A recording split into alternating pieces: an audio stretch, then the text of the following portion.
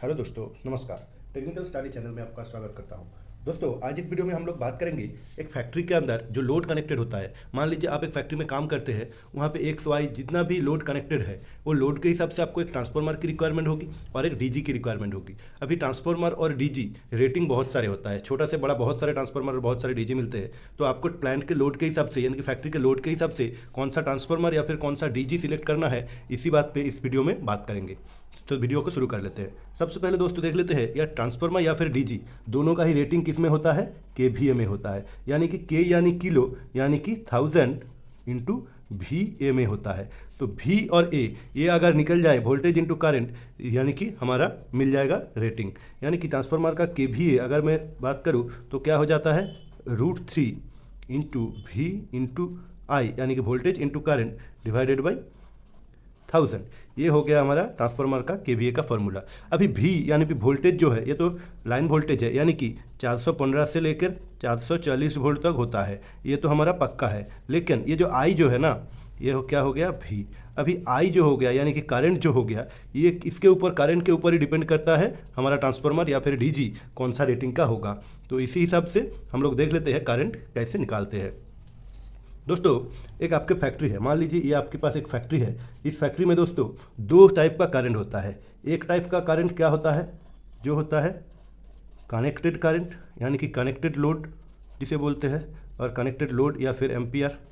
और एक टाइप का क्या हो जाता है, एक्चुअल लोड।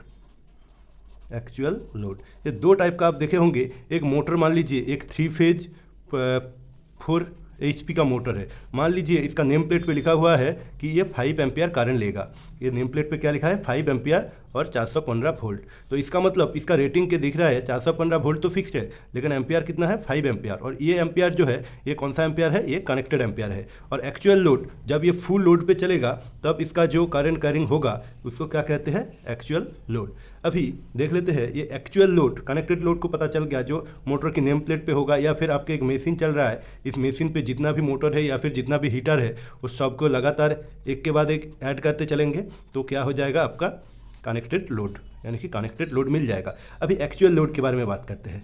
एक्चुअल लोड दोस्तों क्या होता है, एक्चुअल लोड क्या होता है, एक्चुअल लोड इक्वल्स मैं लिख सकता हूँ, क्या लिख सकता हूँ, connected load into load factor divided bye diversity factor. यहाँ पे मैं दो चीज़ दिखाना चाहूँगा। मैं क्या लिखा हूँ यहाँ पे दोस्तों, मैंने क्या लिखा हूँ, actual load equals to connected load, यानी कि आपके फैक्ट्री में कितना कनेक्टेड लोड है वो सब ऐड करके लिख दीजिए। यहाँ पे जोड़ करके, एक साथ जोड़ करके लिख दीजिए कनेक्टेड लोड कितना है, into load factor divided bye diversity factor. Connected load के बारे में तो क्लियर है, लेकिन लोड फैक्टर और डाइवर्सिटी फैक्टर के बारे में कुछ भी क्लियर नहीं है। लोड फैक्टर और डाइवर्सिटी फैक्टर के बारे में बात करते हैं। सबसे पहले देख लेते हैं लोड फैक्टर। लोड फैक्टर दोस्तों ये होता है कि लोड फैक्टर यानी कि आपके फैक्ट्री में जो एवरेज लोड होता है, average load divided by maximum demand. Maximum demand आपको इलेक्ट्रिसिटी बिल या फिर आपको डिमांड मीटर लगा होगा तो पता चल जाएगा, और एवरेज लोड को आपको कैलकुलेशन के हिसाब से पता चल ही जाएगा। इस बारे में बाद में वीडियो बनाएंगे। एक लामसाम के हिसाब से बना देता हूँ। जो लोड फैक्टर होता है वो हमेशा 0.6 के आसपास होता है, हिसाब के खातिर मान लेते हैं। ये 0.5 से लेकर 0.6 या फिर ज़्यादा से ज़्यादा 0.7 होता है। मैं बीच में 0.6 को ही मान लेता हूँ। और एक चीज़ जो होता है डाइवर्सिटी फैक्टर। ये डाइवर्सिटी फैक्टर क्या होता है, डाइवर्सिटी फैक्टर सब बहुत ही आसान है। वो क्या होता है, installed load divided by running load. मान लीजिए आपके फैक्ट्री में 1000 किलोवाट का लोड कनेक्टेड है, यानी कि एक साथ 10 मोटर कनेक्टेड है, लेकिन एक साथ आपके वहाँ पे 4 या फिर 5 मोटर रनिंग रहता है। तो क्या हो जाएगा, इंस्टॉल लोड कितना हो जाएगा, 10 मोटर का करंट, या फिर रनिंग लोड क्या हो जाएगा, 4 या फिर 5 मोटर का करंट। यहाँ तक पता चल गया। तो डाइवर्सिटी फैक्टर क्या होता है और लोड फैक्टर। दोस्तों मान लेते हैं एग्जाम्पल के तौर पर आपके फैक्ट्री में कुछ मशीनें लगे हुए हैं, जैसे कि आपके फैक्ट्री में कुल मिला के 6 मशीन लगे हुए हैं। 6 मशीन का मैं कनेक्टेड लोड करके हिसाब कर लेता हूँ। एक मशीन का मान लीजिए 50 एम्पियर का लोड है, दूसरे मशीन का 150 एम्पियर। ये मैं एक हिसाब से मान लेता हूँ कि आपको एग्जांपल दे रहा हूँ। तीसरे मशीन का 200 एम्पियर कनेक्टेड है और 130 एम्पियर। उसके बाद आपके मशीन 100 एम्पियर मान लीजिए एक मशीन का कनेक्टेड लोड है, और आपके ऑफिस में ऑफिस ट्यूबलाइट या फिर जो भी AC वगैरह चलते हैं उसके लिए 20 एम्पियर मान लेते हैं। ये जो कुल मिला के जितना भी मशीन लगे हुए हैं या फिर जितना भी कनेक्टेड लोड है ये एक मीटर के कनेक्टेड है जो kWh मीटर से कनेक्टेड है। तो ये जो लोड चल रहा है ये कौन सा लोड हो जाएगा, अगर कुल मिला के सबका जोड़ कर दूँ तो ये कौन सा लोड आ जाएगा, ये आपका आ जाएगा कनेक्टेड लोड।